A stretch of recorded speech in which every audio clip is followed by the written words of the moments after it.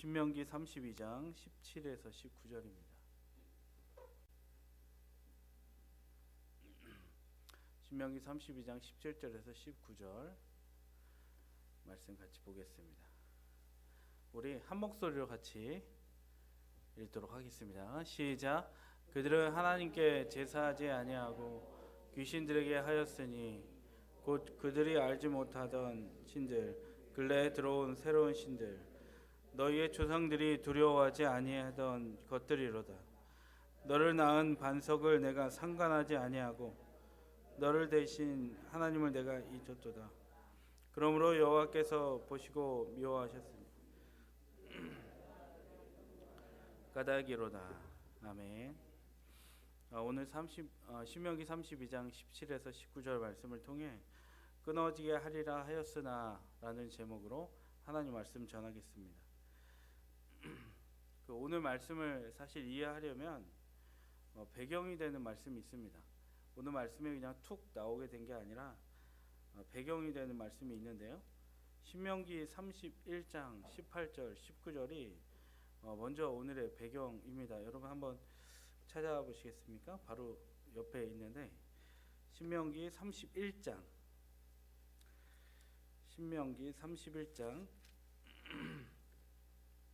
18, 19절입니다.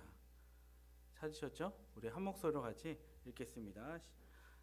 31장 18절 19절 시작. 또 그들이 돌이켜 다른 신들을 따르는 모든 악행으로 말미암아 내가 그때 반드시 내 얼굴을 숨기시. 그러므로 이제 너희는 이 노래를 써서 이스라엘 자손들에게 가르쳐 그들의 입으로 부르게 하여 이 노래로 나를 위하여 이스라엘 자손들에게 증거가 되게 하라. 아멘. 이 말씀이 뭐냐면 하나님이 모세한테 하신 예언의 말씀이에요. 간단하게 정리해 드리면 이스라엘 백성들이 이제 가나안을 정복합니다. 근데 가나안을 정복한 다음에 하나님을 배신합니다. 배도하는 거죠, 믿음을. 그 결과로 하나님을 원망합니다. 투덜투덜했겠죠. 그 내용은 하나님 우리와 이전에 언약을 맺지 않았습니까? 우리 조상들과 1세대들과 언약 맺지 않았습니까? 하나님 우리를 지키고 우리 찬양하잖아요. 반드시 내가 너를 축복하리라. 이것 같이 반드시 돌보신다고 하지 않았습니까? 근데 왜 우리가 심판을 받아야 됩니까? 라고 이스라엘 백성들은 원망을 하게 될 것이다 라는 얘기예요. 그러니까 지금 됐다라는 얘기가 아니라 신명기의 시점이 언제냐면 가나안 땅에 들어가기 전에 모세한테 마지막으로 설교를 듣는 내용이잖아요. 근데 하나님이 말씀하시는 거예요. 곧 이들이 가나안 땅에 들어가서 점령한 다음에 나에 대한 믿음을 저버릴 것이다. 이 얘기를 하는 거예요. 근데 참 놀라운 것은 여러분 하나님은 가나안 땅으로 이 사람들을 들여보내려고 하잖아요. 근데 오늘 31장 32장의 말씀은 하나님이 들여보낸다고 하는데 어떤 상태인 걸 알면서 들여보내십니까? 이들이 배반할 걸 알면서 들여보내신다는 거예요. 가나안에 가서 분명히 나를 배반할 것임을 알면서도 여러분 이스라엘 백성들을 너무너무 사랑하셔서 그 땅까지 어떻게든 데리고 가고 하나님이 계속 내가 돌봐주겠다, 훈련하겠다 이 마음을 먹으신 것입니다. 여러분 우리도 구원 받았잖아요. 여러분 한번 생각해 봤으면 좋겠어요. 내가 오늘 죽어도 천국에 갈 자신, 천국에 갈 확신이 있다. 내가 오늘 정말 죽어도 있는 분 계십니까? 근데 내 삶을 돌아봐 보세요. 우리는 대답할 수 있습니다. 근데 내 삶을 돌아보면 내 옆에 있는 사람한테 내가 라가라 하면, 바보라 하면 지옥에 간다 그랬거든요. 다시 한번 여쭙겠습니다. 천국에 들어갈 수 있는 분 있습니까 오늘? 우리는 많은 경우 천국에 나는 당연히 갈 수 있어라고 합니다. 믿으니까 갈 수 있어라고 합니다. 근데 우리의 삶을 돌아보면 말씀 그대로 비춰보면 천국에 갈 사람이 거의 없어요. 예수를 믿었음에도 불구하고 근데 하나님 우리를 끝까지 끌고 가신다는 거예요. 그 신비가 오늘 31장에 있는 거예요. 하나님이 미리 아셨어요. 이들이 가나안 땅에 가서 배반할 걸 미리 아셨어요. 그럼에도 불구하고 내가 내 사랑하는 자식 끝까지 내가 끌고 갈 거야. 우리는 가나안을 들어갑니다. 출애굽해서 가나안을 들어갑니다. 예수님을 믿지 않던 죄인의 모습으로 살아갑니다. 여러분, 그러나 우리는 예수님을 믿고 구원받습니다. 그럼에도 불구하고 우리는 범죄하고 죄짓고 지옥 갈 백성의 모습으로 살아가요. 그러나 그럼에도 불구하고 하나님은 우리를 구원하셨고 여전히 죄 많은 우리와 함께 하시겠다라는 거예요. 여러분, 이해가 되십니까? 우리가 여전히 죄인 되었을 때에도 하나님은 우리와 함께 하시겠다라는 것이 복음의 대전제라는 거예요. 그런데 오늘 본문에 보면 하나님은 아주 단호하게 말씀하세요. 이렇게 이스라엘 백성들이 가나안에 들어가서 살아가다가 우상을 숭배하고 배도하고 심판받게 되는데, 이들이 심판받는 날 나한테 이렇게 할 거야. 하나님이 우리와의 맺은 언약을 잊어버렸나? 하나님의 마음이 바뀌었나? 이렇게 할 거야. 이런 날이 분명히 올 건데, 모세, 너 오늘 내가 하는 말을 잘 들어. 그런 날이 오기 전에 모세 얘기 잘 들어. 이스라엘 백성들을 내가 버린 게 아니야.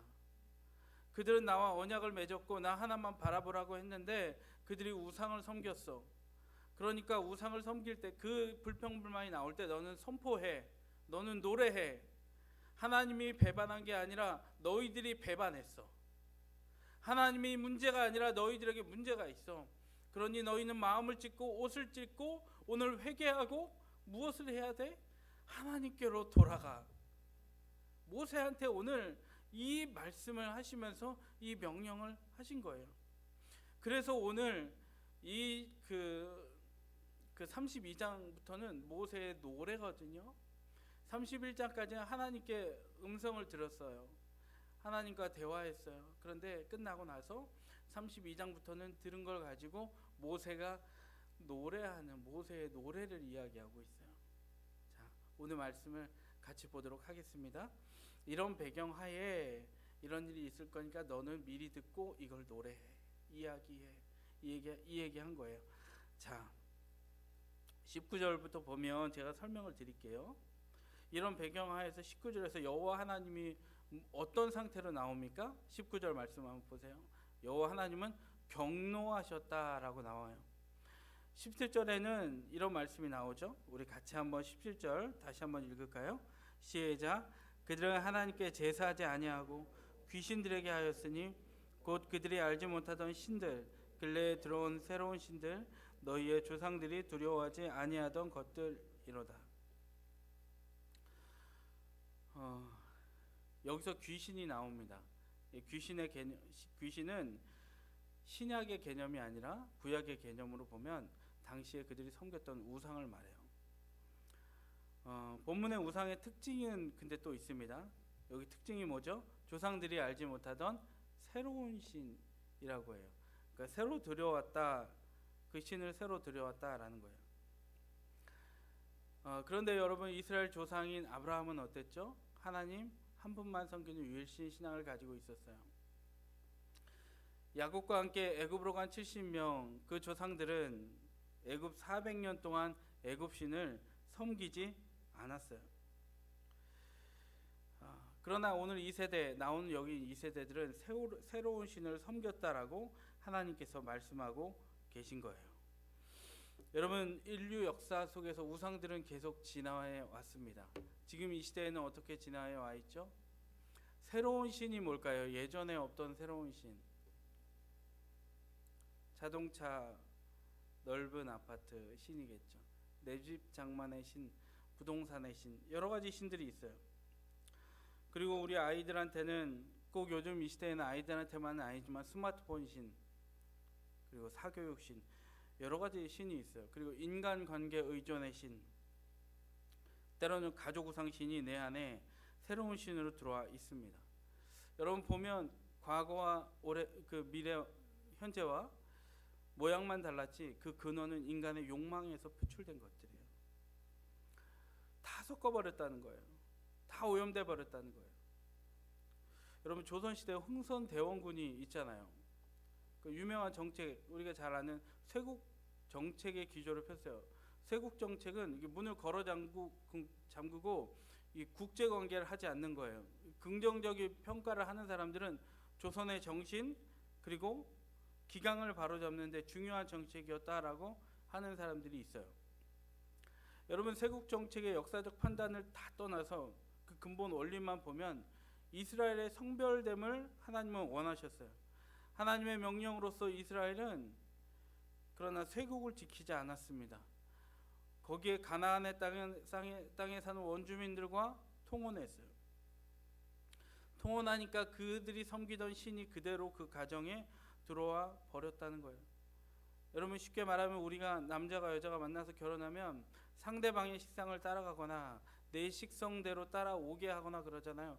종교 우상들이 다 그렇게 들어왔다는 거예요. 여러분, 예수님 믿는 사람들은 불신 결혼하면 안 됩니다. 여기다 전제를 하나 달겠습니다. 절대 불신 결혼하면 안 됩니다.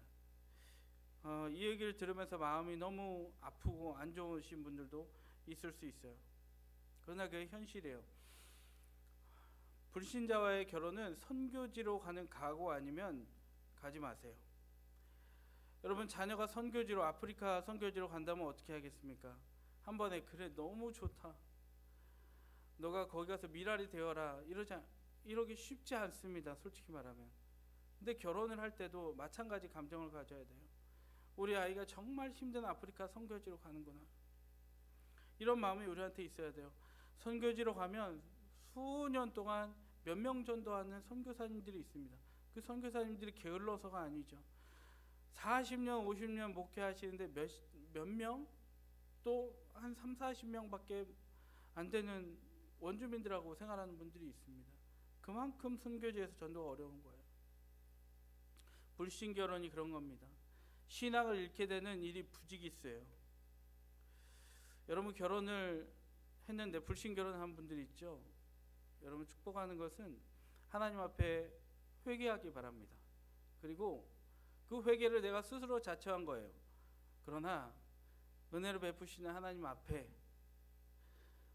간구하셔야 돼요. 하나님, 내가 신앙을 잃지 않게 해주세요. 불신 결혼 때문에 신앙이 더 뜨거워지는 경우도 있는데 또 반면에 어려워지는 경우도 많잖아요.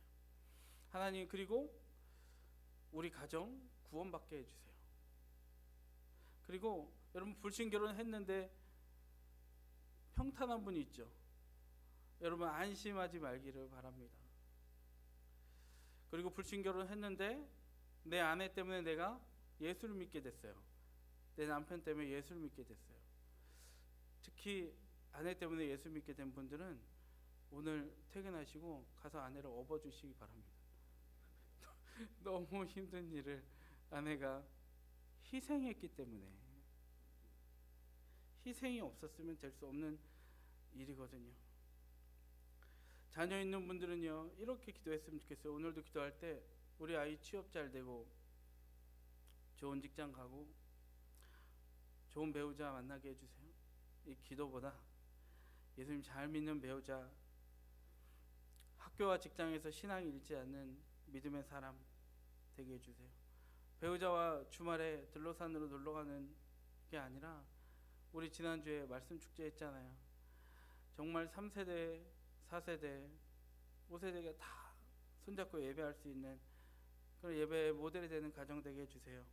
여러분, 그렇게 기도해야 할 줄로 믿습니다. 그게 진짜 거듭난, 그리고 불신 결혼을 했을지라도 정말 예수 그리스도를 끝까지 소망하는 신자의 기도인 줄로 믿습니다. 18절에서는 우상 숭배에 빠진 너희들은 그러니까 우상 숭배에 빠진 너희들은 내가 너희들을 낳은 것을 너희는 다 잊어버렸다. 그리고 19절에서는 그런 이스라엘을 하나님은 미워하셨다, 경노하셨다, 얼굴을 돌리셨다 얘기하는 거예요. 20절에서는 그 패역한 세대에게 뭘 예고하십니까? 심판을 예고하시는 거예요. 21절에서는 하나님이 인격을 나타냅니다. 하나님이 질투했다고 하는데 여기서는 단지 하나님이 삐졌다, 그 정도가 아닙니다. 시기한다 정도가 아니에요. 거룩한 신부여야 하는 이스라엘이 신랑 하나님을 두고 우상을 섬기는 음란함에 대한 하나님의 분노인 것입니다. 22절부터는 그들이 당할 재앙이 나옵니다. 이 스올이라고도 하고 하데스라고도 하는 지옥에 떨어지는 고통을 맛보게 될 것이다. 이스라엘은 화살을 맞게 될 것이다. 그리고 모든 화살이 이스라엘을 향할 것이다. 그리고 줄이고 더울 것이고, 그리고 질병과 독과 칼로 멸망할 것이다. 그리고 이게 중요한데요, 아이와 노인도 전부 다 멸망할 거다, 이 얘기 하시는 거예요. 여러분, 하나님이 오늘 이스라엘한테 아이부터 노년까지 다 멸망한다 그러거든요. 근데 이걸 어디서 들어본 적이 있지 않습니까? 가나안 전쟁 때 하나님이 신명기 7장에 아이부터 노인까지, 젖먹이 아이부터, 분별 못한 젖먹이 아이부터 허리 휜 노인까지 다 진멸하라 했어요. 근데 명령에 순응하지 않았어요. 그리고 우상을 섬겼어요. 가나안이 받아야 될 저주를 지금 누가 받게 된 거예요? 하나님 명령 안 따르니까 이스라엘이 그걸 다 받게 된 거예요. 하나님은 큰일 난 거예요. 이스라엘 백성들은 오늘 예언된 거잖아요. 너희들이 분명히 그렇게 될 거야. 너희들은 분명히 심판받을 거야. 이거를 모세가 노래한 거예요. 어떻게 해요? 여러분, 우리가 두려움이 있다고 그랬잖아요. 대부분의 두려움이 일어나지 않을 두려움이라고 우리 말씀에서 들었잖아요. 근데 이 두려움은 뭐냐면 반드시 있을 일이에요. 열 중에 0.5가 일어난다고 하는데 오늘 그게 일어난 거예요. 어떻게 합니까? 그런데 26절에 하나님 우리에게 말씀하세요. 26절 같이 읽겠습니다. 26절, 32장 26절입니다. 시작. 기억이 끊어지게 하리라 하였으나. 아멘. 여러분, 여기 맨 끝에 단어가 뭐죠? 한 단어, 하였으나. 하였으나. 오늘 설교 제목이 뭐죠? 끊어지게 하리라 하였으나. 하였으나만 봤으면 좋겠어요. 하나님 반전이에요. 반전. 내가 너희들 끊어지게 하고 버리게 하려고 하였는데, 22절부터 한참 재앙을 말씀하셨는데 하였으나, 이게 하나님의 마음이에요. 이스라엘 백성들이 실제로 이 말씀을 듣고 BC 722년에 아수르에, BC 586년에 바벨론에 의해 남유다와 북이스라엘이 멸망당했습니다. 그런데 바벨론 포로기 마치고 70년을 마치고 그들은 본국으로 돌아왔습니다. 주님이 우리를 향한 생각은 무엇입니까? 평안이요 라고 했어요. 재앙이 아니라 했어요. 그리고 미래에 대한 소망을 갖는 거라고 그랬어요. 이 말씀이 주어졌지만 미래에 대한 두려움을 갖는 게 아니라 미래에 대한 소망을 갖게 하는 거예요. 우리가 여전히 죄인 되었을 때에 예수 그리스도를 보내주셔서 십자가에 못 박혀 죽으시고 죄인된 우리를 살려주시고 결국에는 어떻게든 천국까지 입성하게 하실 그 주님을 소망하라는 거예요. 그러니까 우리가 오늘 말씀을 맺으면서 새겨야 될 건 뭐냐면, 우리가 고통의 때에 분명히 있거든요. 우리는 죄인이니까 우리의 죄로 말미암아 고통당할 때가 있어요. 욥같이 죄가 없는데 스스로 연단당하는 사람은 정말 흔치 않아요. 아무데나 대입하면 안 돼요. 난 의인이다, 의인은 없나니 하나도 없다 그랬거든요. 없어요. 욥은 모델이에요. 우린 다 죄인이란 말이에요. 그러면 우리가 죄인으로서의 고통당할 때 하나님을 원망하거나 신앙을 잃거나 불평불만하거나 내 인생은 왜 이러나, 이것이 아니라 이 과정을 통해 하나님이 내 죄를 돌아보게 하시고 오늘도 주님 앞에 기도하게 하시고 나의 삶을 하나님께 드리게 하시고 결국에는 하나님이 하였으나의 하나님이 나를 이끌어 주셔서 음란한 내가 이제는 거룩한 신부로 거듭나게 하고 완전하지 못하지만 천국을 소망하는 하나님의 백성으로 오늘도 살게 하시는구나. 이 믿음을 갖는 우리가 됐으면 좋겠습니다. 기도하겠습니다.